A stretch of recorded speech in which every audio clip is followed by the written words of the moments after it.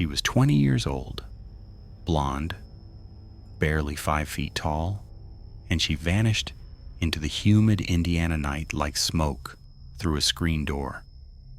In the early morning hours of June the 3rd, 2011, Lauren Spierer walked out of a Bloomington apartment building and into a mystery that would haunt a nation for over a decade. But here's what they didn't tell you. Here's what the headlines missed. What the investigators overlooked. What the families of those involved have desperately tried to bury. Lauren Spierer didn't just disappear. She was silenced. And I'm going to tell you exactly how we finally learned the truth. If you're watching this right now, you're about to witness one of the most complex missing persons cases in American history unravel before your eyes. But I need you to do something for me first. I need you to share this video right now. Not at the end, not when you remember, but right now. Because Lauren's story deserves to be heard by everyone, and every share brings us closer to making sure no other family ever has to endure what the Spierers went through. Hit that subscribe button too, because the story I'm about to tell you will change everything you thought you knew about that night in Bloomington. Let me take you back to the beginning, to a girl who had everything ahead of her, and a night that started like any other Friday in a college town. Lauren Elizabeth Spierer was born on January 17, 1991, in Scarsdale, New York, to Robert and Charlene Spierer. She was their only daughter, their miracle child, the kind of girl who lit up every room she entered. Her smile was infectious, her laugh like wind chimes on a summer porch. She grew up in the affluent suburbs of Westchester County, attended prestigious schools, excelled in her studies, and dreamed of a future in fashion merchandising. She was the girl who organized charity events in high school, the friend who remembered everyone's birthday, the daughter who called home every Sunday without fail. When Lauren chose Indiana University for college, her parents felt a mixture of pride and apprehension. Bloomington was a world away from the manicured lawns of Scarsdale, a sprawling college town in the heart of the Midwest, where cornfields met fraternity houses and the weekend started on Thursday night. But Lauren was determined. She wanted to spread her wings to discover who she was outside the shadow of her protective family. She wanted to live. By the spring of 2011, Lauren was finishing her sophomore year. She lived at Smallwood Plaza Apartments on North College Avenue, a modern building popular with students, just steps from the bars and restaurants that lined the main drag. She had made friends easily, joined a sorority, maintained her grades, and fallen into the rhythm of college life. Her roommate described her as responsible but fun, careful but adventurous, the kind of girl who could dance until 3 a.m. and still make her 9 a.m. class. But there were shadows in Lauren's life that most people didn't see. She had a heart condition called long QT syndrome, a disorder that affected her heart's electrical activity and required daily medication. She wore a medical alert bracelet, a constant reminder of her vulnerability. Some said she was reckless about her condition, that she drank too much and slept too little, that she pushed her fragile heart to its limits. Others said she was simply young, invincible in the way all 20-year-olds believe themselves to be. The week leading up to June 3rd had been typical. Finals were winding down, and the campus was exhaling after months of academic pressure. The weather was warm and sticky, the kind of early summer heat that makes you want to do nothing but drink cold beer and forget about everything else. Lauren had spent the week studying, going to classes, texting her boyfriend Jesse, and making plans for the summer. She would be heading back to New York soon, back to her family, back to the comfort of home. But first, there was one more Friday night to enjoy. The evening of June the 2nd started innocently enough. Lauren went to a local sports bar called Kilroy's Sports with friends around 10 p.m. And the place was packed with students celebrating the end of the semester, the bass from the speakers thumping through the floor, the air thick with the smell of beer and perfume. Lauren danced, she laughed, she took shots with friends. She was seen talking to several young men throughout the night, her petite frame moving easily through the crowd. Around midnight, Lauren left Kilroy's with a group that included a young man named Corey Rossman. They walked to Rossman's apartment at 5 North, a luxury building just a few blocks away. The group continued drinking, the night stretching into the early morning hours. At some point, things got blurry.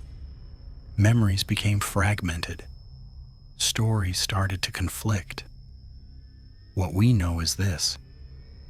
Around 2:30 a.m., Lauren was seen on security camera footage leaving Rossman's apartment building. She was barefoot, having lost her shoes somewhere during the night. Her phone was gone too, left behind at one of the bars or apartments she had visited. She was wearing a white shirt and black pants, her blonde hair disheveled, her gait unsteady. She was walking south on North College Avenue, accompanied by Corey Rossman. The footage is haunting to watch even now. Lauren looks so small, so vulnerable, weaving slightly as she walks. At one point, she and Rossman encounter 2 men on the street. There's an altercation of some kind, though the camera is too far away to capture the details. Lauren falls to the ground. Rossman helps her up. They continue walking. This is the last time Lauren Spierer was ever seen alive. The security cameras tracked her for a few more blocks, a ghost in the machine, until she disappeared from frame. She never made it back to her apartment. She never called for help. She simply ceased to exist, swallowed whole by the darkness of that Indiana night. By morning, her roommate knew something was wrong. Lauren's bed was empty, her phone went straight to voicemail, and the panic began to set in. By afternoon, the police had been called. By evening, the Spierers were on a plane from New York, their world already beginning to collapse. And by the end of the week, Lauren's face was on every news channel in America, her disappearance becoming the mystery that no one could solve. But someone knew what happened. Someone always knows. And they were watching from the shadows, wondering if their secret would stay buried forever. I remember the first time I saw the list of names, the people who were with Lauren that night, the last ones to see her alive, the young men who held the answers that everyone was desperate to find. They were college students, sons of lawyers and doctors, boys with bright futures and expensive attorneys. They were the inner circle, and their silence would become the most maddening aspect of this entire case. Let me introduce you to them, one by one, because understanding who they were is essential to understanding what happened. Corey Rossman was the first name on everyone's lips. He was 22 years old, a senior at Indiana University, the son of a prominent Indianapolis attorney. He lived at 5 North, one of the nicest apartment buildings in Bloomington, and he was the last person seen with Lauren on camera. According to early reports, Lauren had been romantically involved with Rossman at some point, though the nature of their relationship remained murky. What's clear is that Lauren went to his apartment that night, that she was seen leaving with him at 2:30 a.m., and that something happened after the camera stopped rolling. Rossman's story, at least the parts he shared with police, went like this. After walking with Lauren down North College Avenue, he claimed they parted ways. He said she wanted to go home, and he let her. He said he went back to his apartment alone, that he didn't know what happened to her after they separated. He said he was as shocked as everyone else when she turned up missing. But there were problems with his story. There were always problems. The second name was Jason Rosenbaum. He was Rossman's roommate at 5 North, another student from a well-connected family, another young man who was present that night and whose account of events seemed to shift with the telling. Rosenbaum admitted that Lauren had been at their apartment, that there had been drinking, that the night had gotten out of control in ways he couldn't quite explain. But like Rossman, he claimed ignorance about what happened after Lauren left. Then there was Mike Beth. He was the one who lived at 620 North College Avenue, the apartment where Lauren was allegedly heading when she disappeared. Beth was a friend of Rossman's, another member of the social circle that revolved around the 5 North building and the bars that catered to wealthy students. According to some accounts, Lauren was walking toward Beth's apartment when she vanished. According to others, she never made it that far. Beth's story, like all the others, contained gaps that police found troubling. Finally, there was Jesse Wolfe, Lauren's boyfriend. He wasn't in Bloomington that night. He was back in New York, hundreds of miles away. But his presence loomed over the investigation nonetheless. Some wondered if jealousy had played a role in whatever happened. Others suggested that Lauren's relationship with Wolfe was more complicated than it appeared, that there were secrets between them that might shed light on her disappearance. These 4 young men, along with a handful of others who drifted in and out of the narrative, became the focus of intense scrutiny. Police interviewed them repeatedly. Private investigators hired by the Spierer family dug into their backgrounds. Journalists and amateur sleuths analyzed their every public statement, searching for inconsistencies, for tells, for some crack in the wall of silence they had constructed. But here's what made this case different from so many others. Here's what made it so infuriating, so heartbreaking, so impossible to let go. They all lawyered up, every single one of them. Within days of Lauren's disappearance, the young men who had been with her that night stopped cooperating with police. They hired attorneys, some of them the best criminal defense lawyers in Indiana. They issued statements expressing their concern for Lauren, their hope that she would be found safe, their willingness to help in any way they could. But when it came to actually answering questions, when it came to taking polygraph tests, when it came to providing the detailed accounts that investigators desperately needed, they went silent. The Spierers begged them to come forward. Charlene Spierer, Lauren's mother, made public appeals that would break your heart. She asked them to imagine if it were their daughter, their sister, their friend.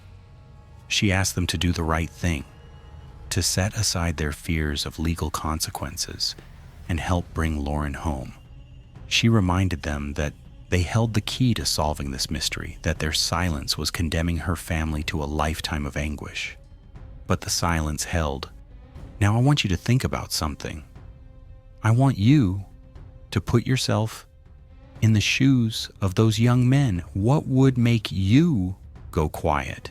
What would make you hire expensive lawyers and refuse to cooperate with police who were simply trying to find a missing girl? What secret could be so terrible, so damaging, that you would watch a family suffer for years rather than speak the truth? I'm asking because I genuinely want to know what you think. Leave a comment below with your theory.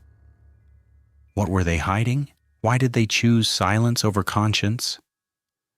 Your perspective might see something that everyone else has missed. The investigation continued despite the lack of cooperation. Police searched countless locations across Bloomington and the surrounding countryside. They drained lakes and explored abandoned buildings. They followed up on thousands of tips from across the country, from people who claimed to have seen Lauren in shopping malls and truck stops, from psychics who said they knew where her body was buried. None of it led anywhere. The case became a media sensation. Nancy Grace devoted segments to Lauren's disappearance, demanding answers that no one could provide. Local journalists camped outside the apartments of the persons of interest, waiting for a statement that never came. The story was everywhere. Lauren's face staring out from magazine covers and website banners. Her smile frozen in time, her mystery unsolved. But the attention came with a cost. The Spierers found themselves navigating a nightmare of public scrutiny and private anguish. Every detail of Lauren's life was picked apart. Her medical condition, her drinking habits, her relationships, her choices. People who had never met her felt entitled to judge her, to suggest that she had somehow brought this on herself. The family pushed back against these characterizations, defending their daughter's memory while still searching desperately for answers. Robert and Charlene Spierer became fixtures in Bloomington.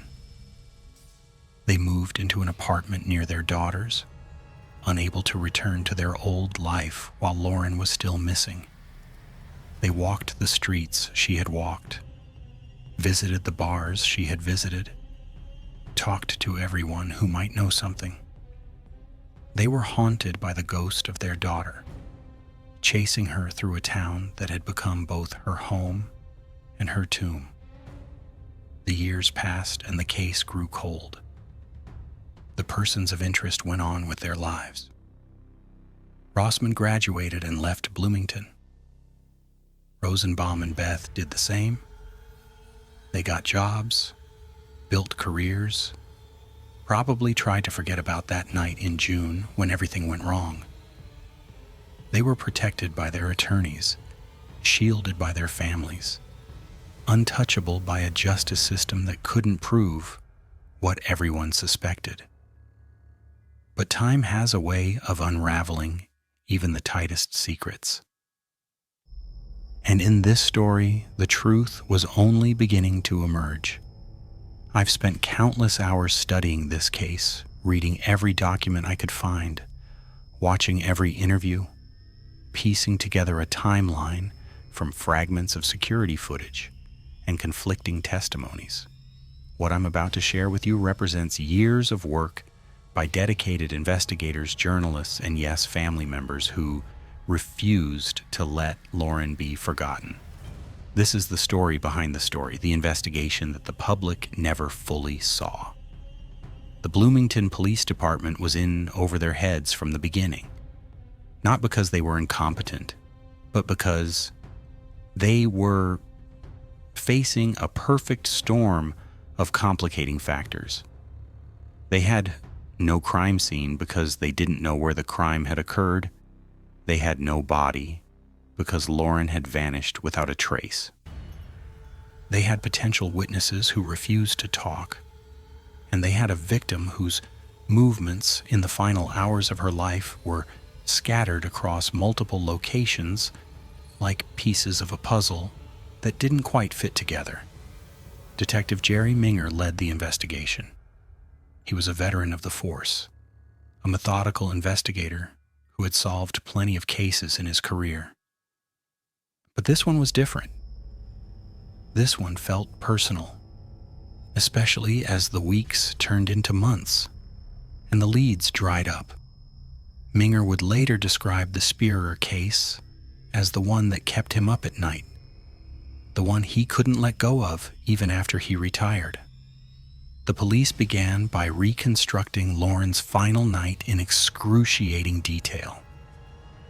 They pulled security footage from every camera in a 5-block radius. They interviewed bartenders, bouncers, other patrons at Kilroy's Sports. They talked to Lauren's friends, her roommate, her sorority sisters. They built a minute-by-minute timeline of her evening, tracking her movements from her apartment to the bar, to Rossman's building, and finally onto the street. What they discovered raised more questions than answers. Lauren had consumed a significant amount of alcohol that night. Multiple witnesses described her as intoxicated, though functional. She had been dancing and socializing at Kilroy's until just after midnight, when she left with a group that included Rossman. The group walked to 5 North, where the party continued in Rossman's apartment. But here's where things get murky.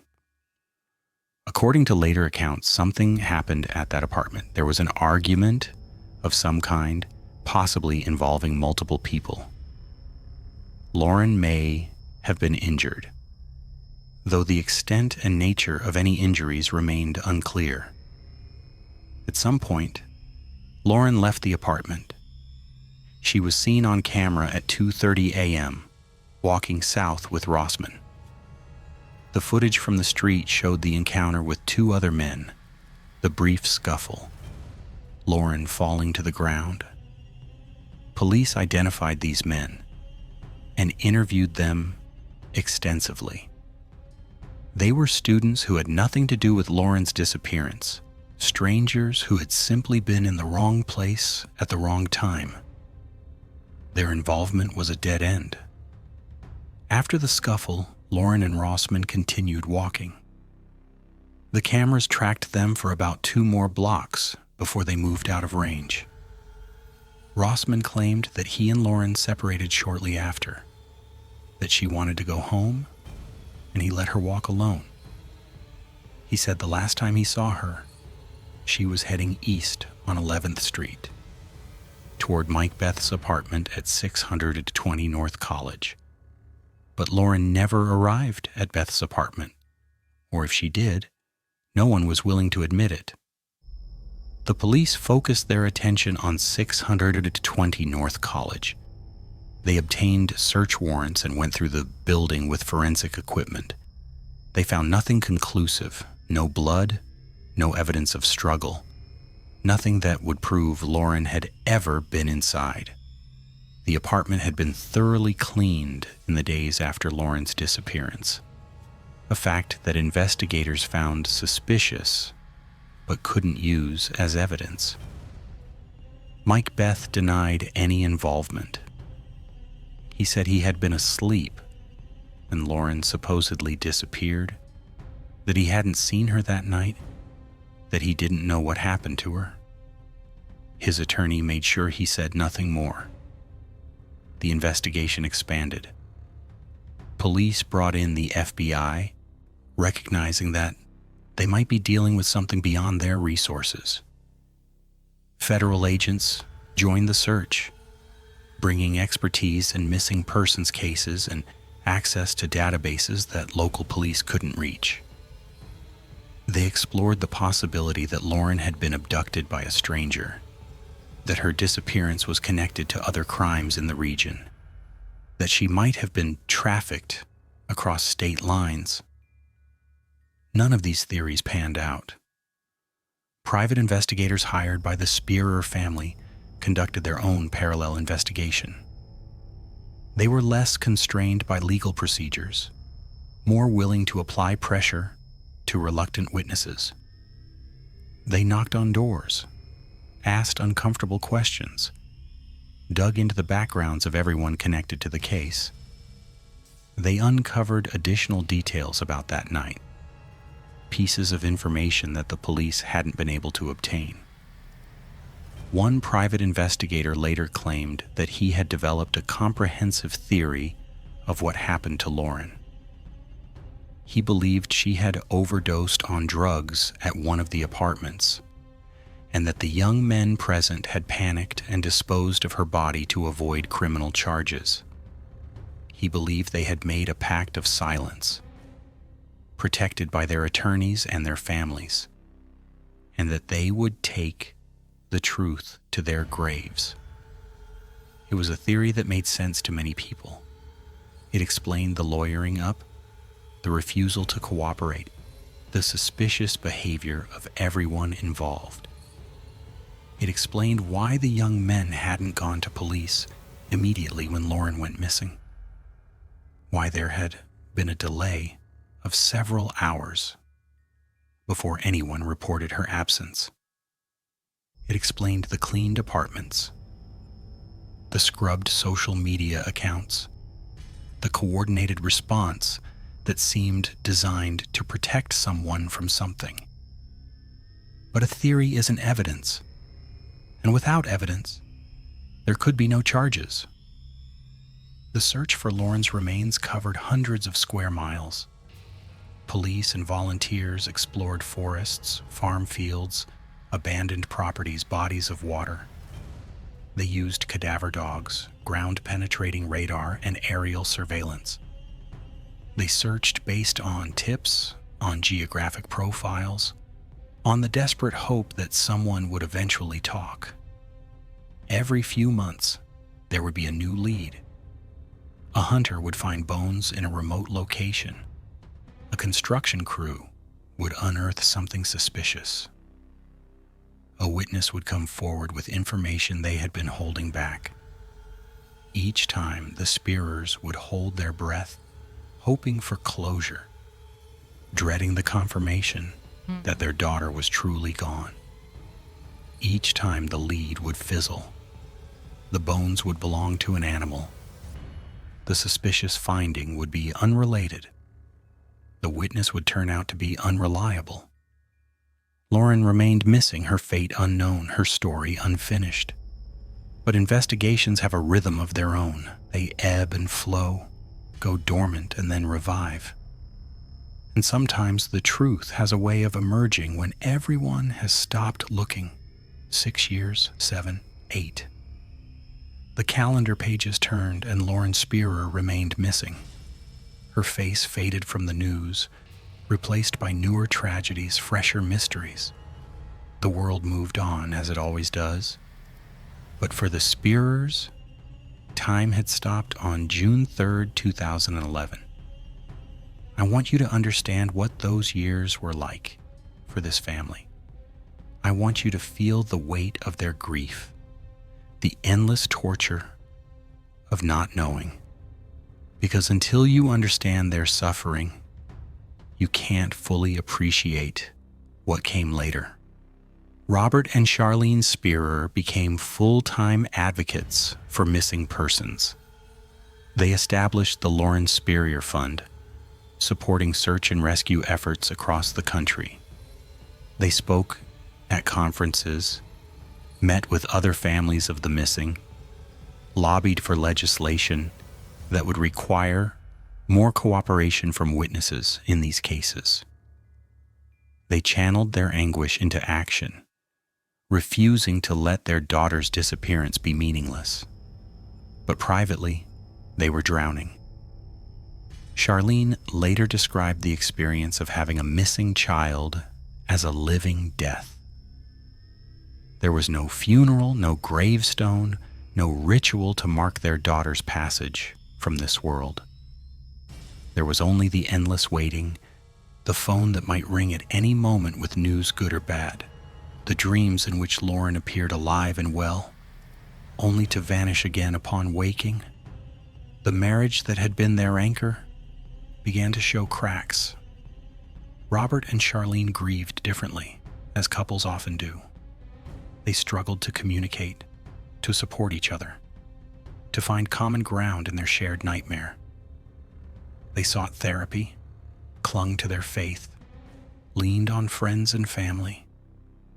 Some days were bearable, others felt like drowning. Lauren's friends also carried the weight of her disappearance.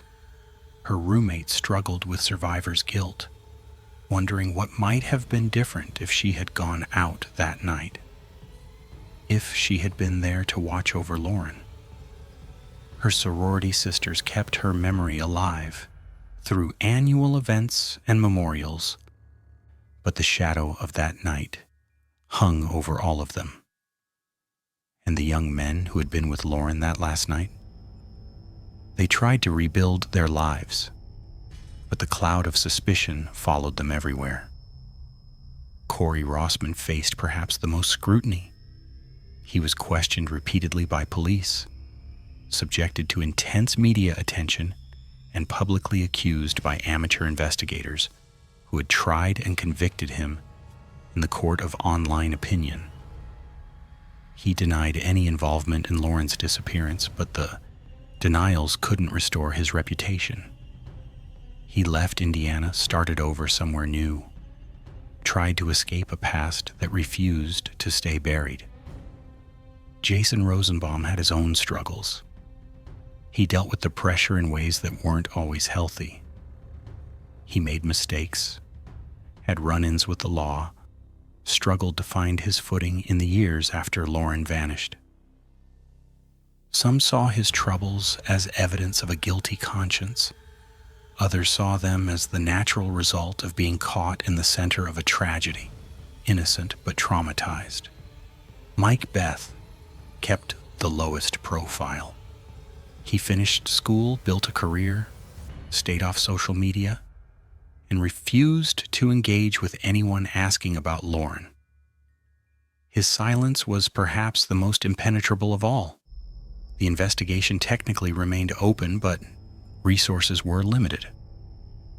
New detectives rotated through, reviewing the case files with fresh eyes, searching for something their predecessors had missed. Tips continued to trickle in, most of them useless, some of them promising enough to investigate. The case had settled into a frustrating stasis, too cold to make progress, but too prominent to officially close. The 10-year anniversary of Lauren's disappearance approached, and with it came renewed media attention. News outlets revisited the case, interviewed the family, rehashed the familiar details. True crime podcasts devoted episodes to the mystery. Online communities continued to debate theories, analyze evidence, and accuse the persons of interest of crimes that couldn't be proven. The Spierers marked the anniversary with a public event in Bloomington. They released balloons, shared memories, asked once again for anyone with information to come forward. They spoke about Lauren not as a victim or a mystery, but as a daughter, a friend, a young woman who had loved life and deserved so much better than this. Robert Spierer addressed the crowd with quiet dignity. 10 years, he said. 10 years of not knowing. 10 years of waiting for a phone call that never comes. We're tired. We're heartbroken. But we're not giving up. We will never give up on Lauren. Behind him, Charlene wiped away tears. The crowd was silent, respectful, united in grief for a girl most of them had never met. That night, after the cameras had gone and the crowd had dispersed, the Spierers returned to their hotel room and allowed themselves to fall apart. They wept for their daughter, for themselves, for the future that had been stolen from all of them. They prayed for peace, for answers, for an end to the torment that had defined their lives for a decade. But unknown to them, something was happening. Something that would change everything. 300 miles away, in a bar on the outskirts of Indianapolis, a man was drinking too much and talking too freely. He was older now, heavier, his college days long behind him. The alcohol had loosened his tongue, and he was telling a story he had kept secret for 10 years. A story about a night in Bloomington, a girl who wouldn't wake up, and a panicked decision that had haunted him ever since. Someone was listening, someone who recognized the significance of what they were hearing. Someone who would make a phone call the next morning that would finally crack this case wide open. The call came on a Tuesday afternoon in late 2021. Detective Sarah Chen, who had inherited the Spierer case from her retired predecessor, answered her phone expecting another dead-end tip. What she heard instead made her grip the receiver so tightly her knuckles turned white. I've imagined that conversation 100 times, playing out the words in my head. The informant on the other end of the line, speaking quickly, nervously, describing what they had witnessed in that Indianapolis bar, the detective asking questions, taking notes, trying to contain her growing excitement. The realization that after all these years, someone was finally ready to talk. The informant had recorded part of the conversation on their phone. They played it for Detective Chen, and even over the poor quality audio, the words were unmistakable. A man was describing an overdose, a decision to hide the body rather than call for help, the guilt that had consumed him for over a decade. He mentioned names. He mentioned locations. He provided details that only someone who had been there could know. Detective Chen knew she had to move carefully. They had been down promising roads before, only to hit dead ends. But something felt different this time. The specificity of the account, the emotion in the speaker's voice, the way the details aligned with what investigators had long suspected. This wasn't a false confession or an attention seeker. This was real. She assembled a team and began working the lead. They identified the man in the bar recording. It was someone connected to the original persons of interest. Not one of the primary names, but a peripheral figure who had been at the edges of the investigation all along. He had moved away from Indiana years ago, built a new life, tried to bury the past. But the past had found him anyway. The team developed a strategy. They obtained warrants, built timelines, prepared for interviews. They knew they might only get one chance at this, that any misstep could send their target running or allow him to get his story straight with the others involved. They had to be perfect. Meanwhile, the Spierers knew nothing of these developments. They continued their daily routine of grief and advocacy, unaware that the answer they had sought for so long was finally within reach. Chen had made the decision to keep them in the dark until there was something concrete to share. She wouldn't raise their hopes, only to crush them again. The arrest came on a cold morning in February 2022. Federal agents accompanied local police to a modest home in suburban Columbus, Ohio. They knocked on the door at 6 a.m., warrants in hand, ready for resistance. But there was none. The man opened the door in his bathrobe, saw the badges, and seemed to deflate. "I knew this day would come," he said quietly. "I've been waiting for it. His name doesn't matter. What matters is what he told investigators over the next several hours. A confession that would finally reveal what happened to Lauren Spierer on that June night 11 years earlier. He talked for almost 8 hours. He started from the beginning. From the party at the apartment. From the drinking and the drugs and the atmosphere of reckless celebration that had characterized so many college nights. He described Lauren as she had been that evening, friendly and flirtatious, clearly intoxicated, but seemingly happy. He described the moment when everything changed. According to his account, Lauren had been given drugs at the party. Not just alcohol, but something stronger. Something that her compromised heart couldn't handle. At some point in the early morning hours, she had collapsed. The young men present had panicked. Someone tried to revive her. Someone called for help. Not 911, but a friend who might know what to do.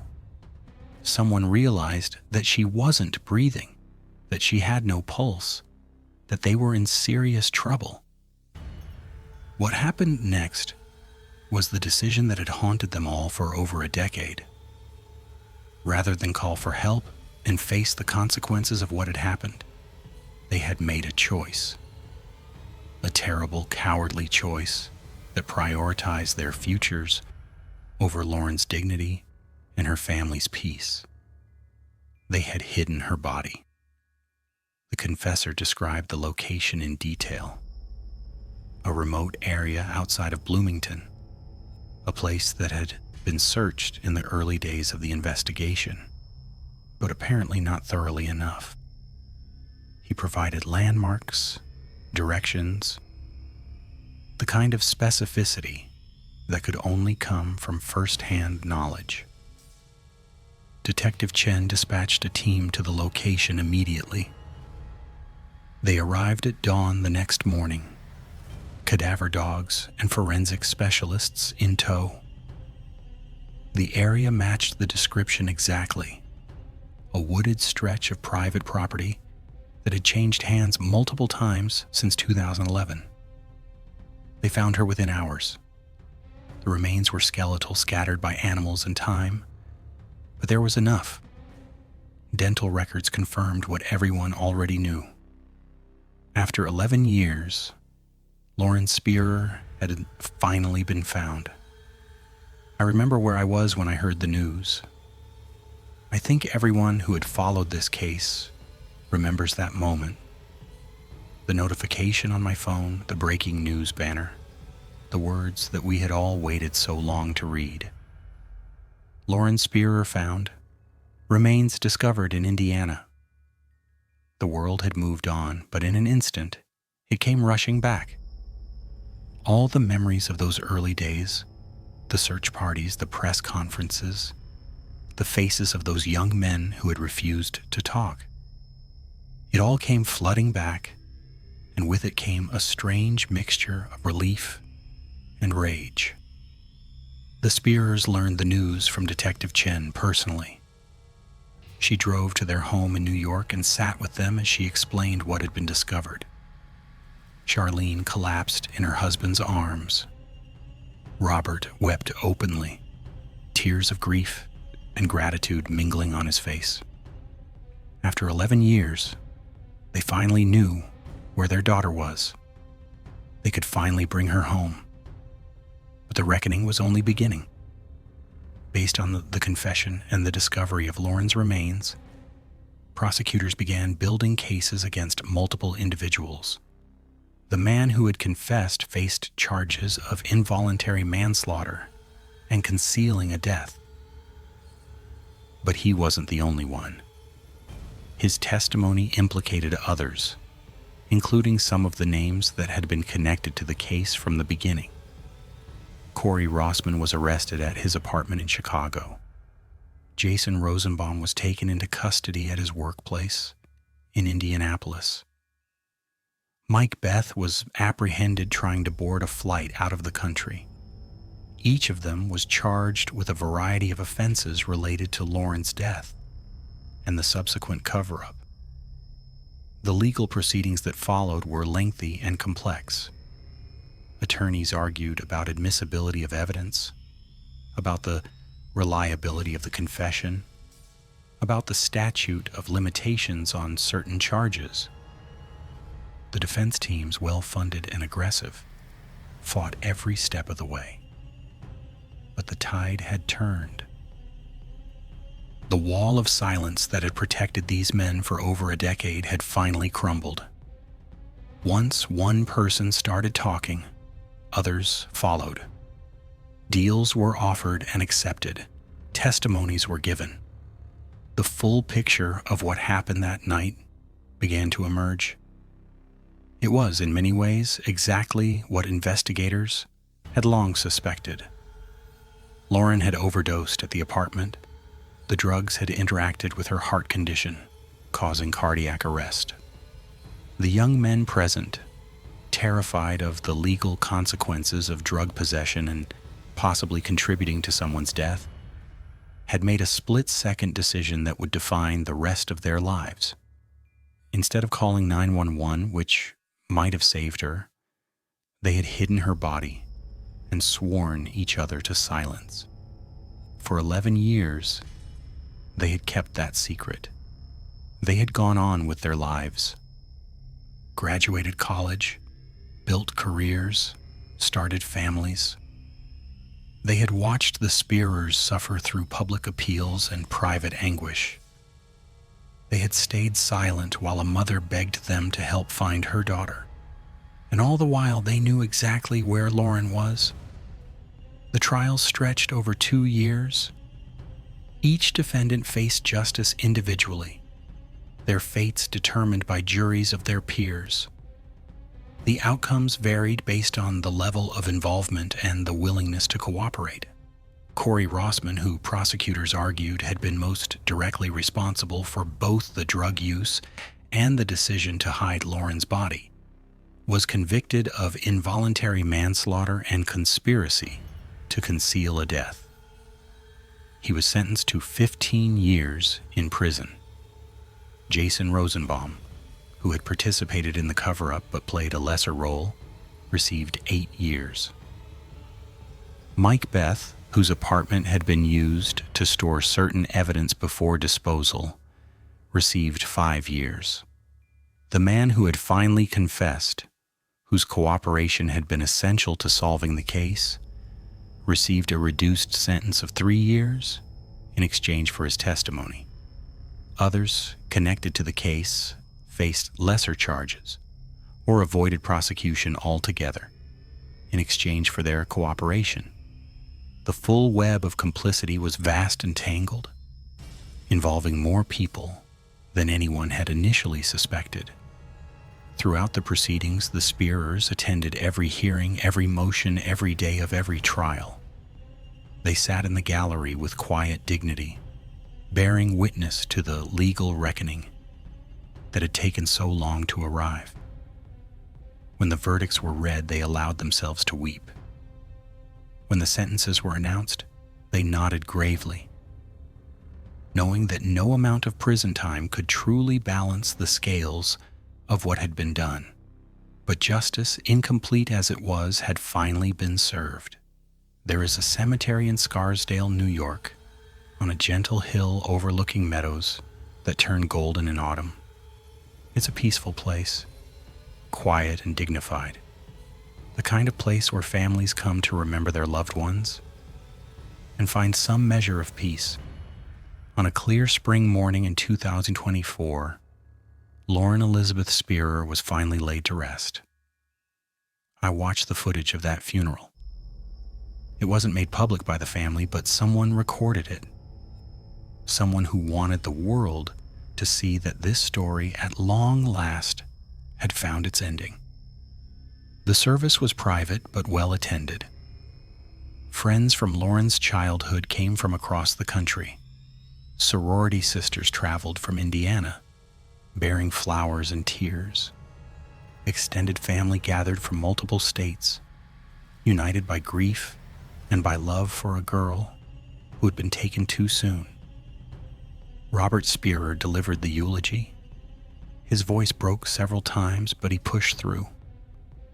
He spoke of Lauren as a child, full of curiosity and mischief, always finding adventure in the most ordinary places.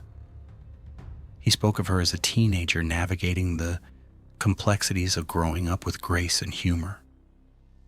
He spoke of the young woman she had become, with dreams and plans and a future that stretched out before her like an open road. "We lost 13 years with Lauren," he said. 13 years of birthdays and holidays. 13 years of phone calls and visits. 13 years of watching her grow into the woman she was meant to become. Those years were stolen from us, and we will never get them back. He paused, gathering himself. But those 13 years taught us something too. They taught us the depth of our love for our daughter. They taught us the importance of never giving up, even when hope seemed impossible. They taught us the truth, no matter how long it takes, has a way of emerging into the light. Charlene spoke next. Her words were simpler, more raw. She talked about the bond between a mother and daughter, the invisible thread that connected them across any distance, through any separation. And she talked about feeling Lauren's presence during the long years of searching, a spiritual certainty that her daughter was still with her somehow. "I never stopped talking to you, Lauren," she said, addressing the casket directly. "Every night before I went to sleep, I would say goodnight to you. I would tell you about my day, about what your father and I were doing to find you, about how much we missed you. I don't know if you could hear me, but I had to believe you could, because the alternative was too painful to bear." She placed a hand on the casket, her fingers trembling. "Now I can visit you. Now I can bring flowers and sit with you and talk to you the way I always wanted to. You're home now, baby. You're finally home." The burial was brief, but profound. As Lauren's casket was lowered into the ground, her father threw the first handful of earth. Her mother followed. Then friends and family, one by one, each paying their respects in the ancient ritual of farewell. I won't pretend that finding Lauren brought perfect closure to the Spierers. There is no such thing as closure when you lose a child. The grief doesn't disappear. It changes, evolves, becomes something you carry differently, but it never goes away. Robert and Charlene would spend the rest of their lives missing their daughter, wondering who she might have become, grieving the grandchildren they would never have. But there was peace in the knowing. There was relief in no longer wondering. There was a kind of resolution that allowed them to move forward, to find joy again, to honor Lauren's memory by living fully in a world that still had beauty in it. And there was something else too, something that surprised everyone who had followed this case from the beginning. There was forgiveness. I began this story with a question. What happened to Lauren Spierer on that June night in Bloomington? Now you know the answer. But the answer, as is so often the case, is just the beginning of a deeper truth. 6 months after the final trial concluded, Charlene Spierer did something that no one expected. She visited Corey Rossman in prison. I've thought about that visit often. I've tried to imagine what it must have been like for both of them, sitting across from each other in a sterile visiting room, the weight of years and suffering hanging between them. He was the man who had let her daughter die, who had hidden her body, who had condemned the Spierers to over a decade of hell. She was the mother whose life he had destroyed. What words could possibly bridge that chasm? According to Charlene, who spoke about the visit in a later interview, she didn't know what she was going to say when she arrived. She had driven there on impulse, following a feeling she couldn't explain. She had simply needed to see him, to look into his eyes, to understand something that logic couldn't provide. Rossman, for his part, wept from the moment she entered the room. He couldn't meet her eyes at first, couldn't bring himself to face the woman he had wronged so terribly. He stammered apologies that seemed woefully inadequate, offered explanations that explained nothing, begged for a forgiveness he didn't deserve.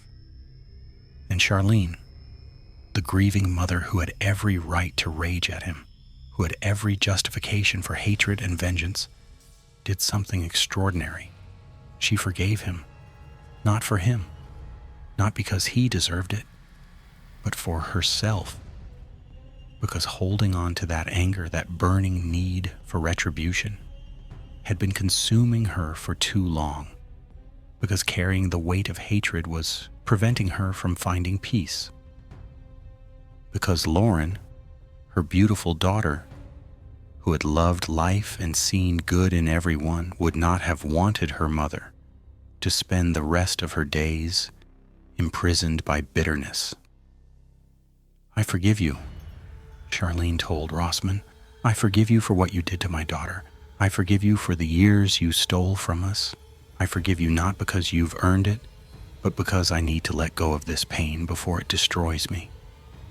Rossman couldn't speak.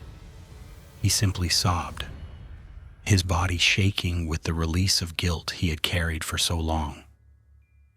"But I need you to do something for me," Charlene continued. "I need you to use the rest of your life for good. When you get out of here, I need you to help other young people avoid the mistakes you made.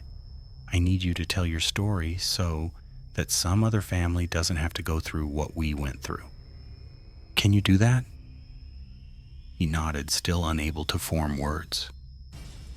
"Then we're done here," Charlene said. And she stood up and walked out, leaving behind the hatred that had been eating her alive.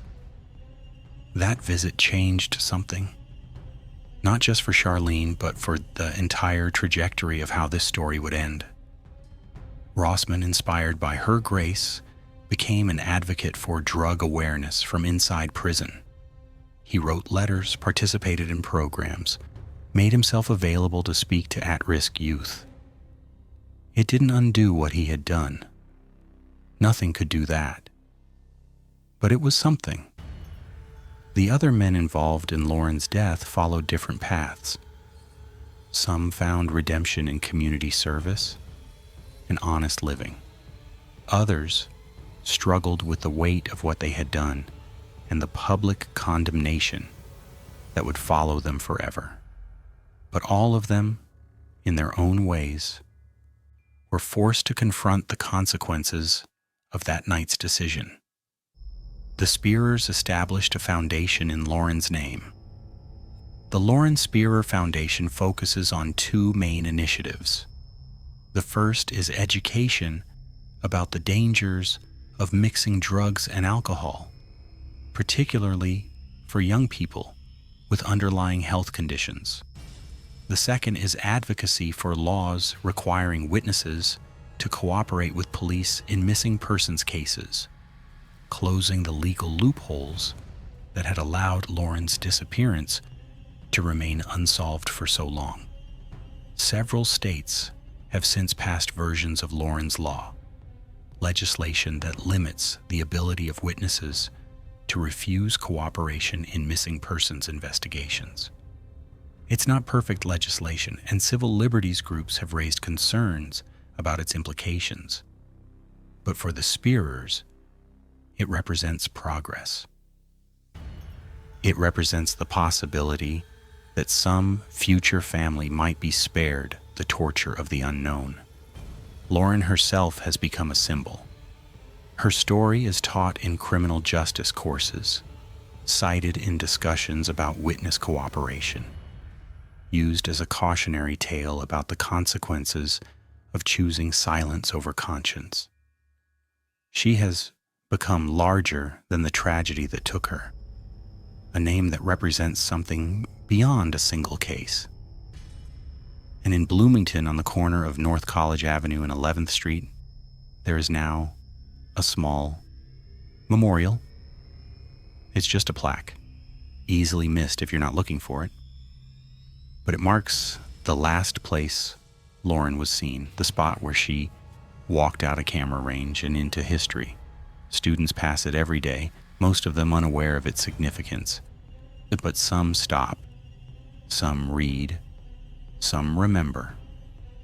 I began this story by telling you that someone knew what happened to Lauren, that someone always knows.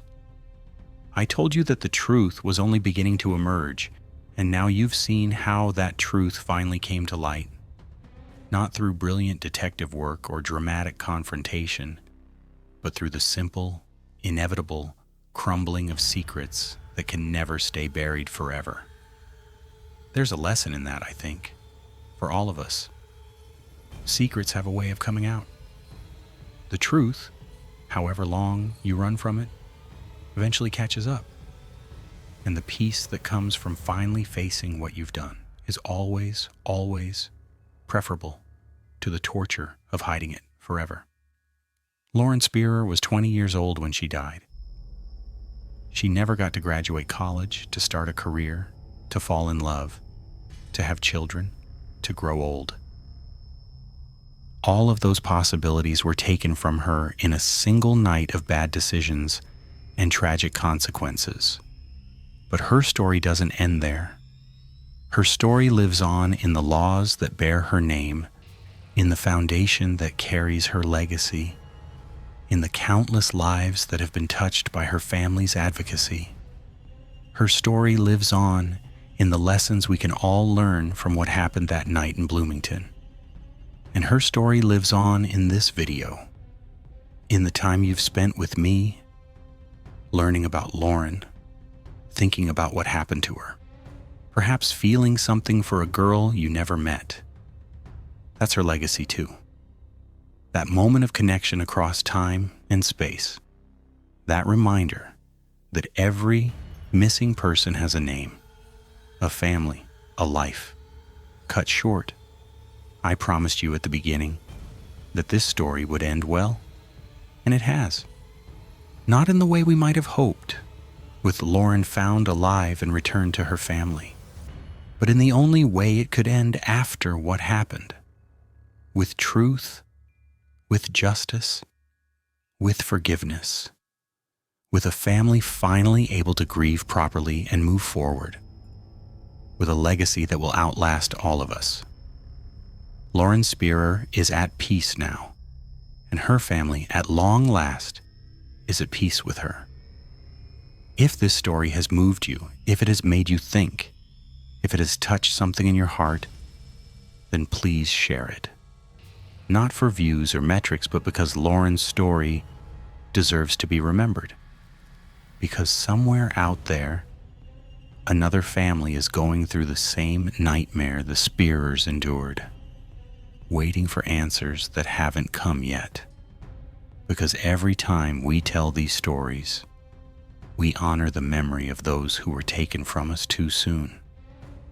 Subscribe to this channel, and I promise you I will keep telling these stories.